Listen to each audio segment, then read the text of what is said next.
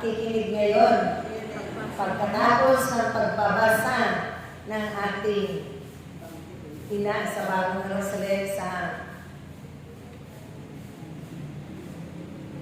mabuting balita ng ating Panginoon.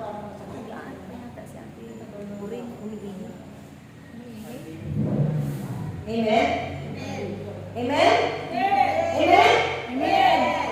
Praise ang Yahweh. Praise Yahweh. Praise Yahweh.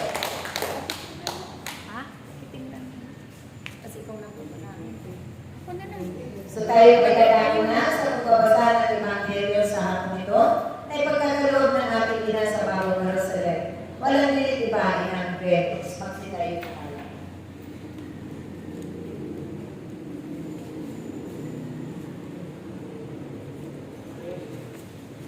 Tayo na po, mga kapatid.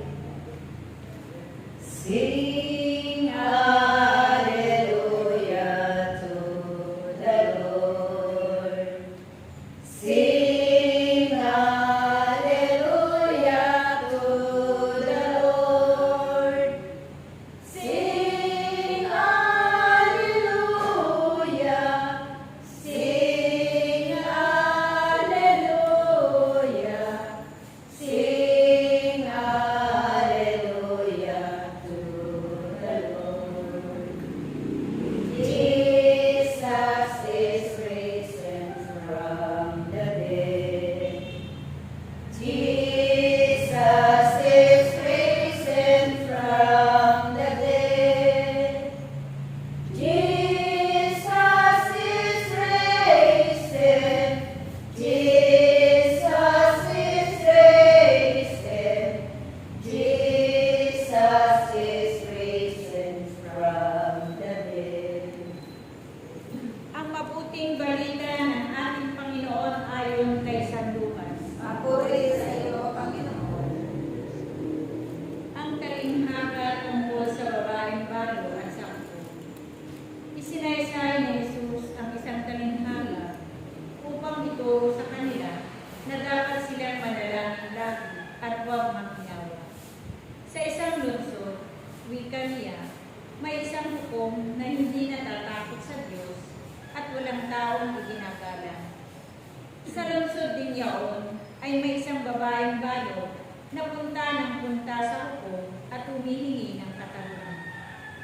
Tinanggihan siya ng hukom sa loob ng ilang panahon.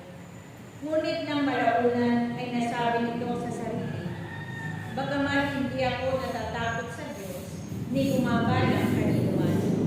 Igagawad ko na ang katarungang hinihingi ng babae nito, sapagkat lagi niya akong ginagambala.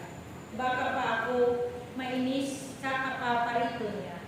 At sinabi ng Panginoon, narinig ninyo ang sinabi ng masamang hukom.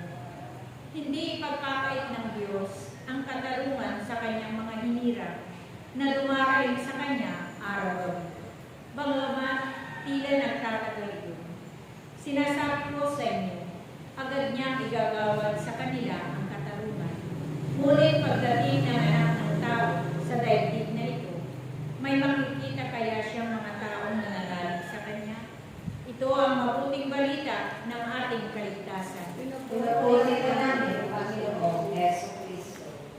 Sing hallelujah to the Lord. Sing hallelujah to the Lord. Sing hallelujah. Sing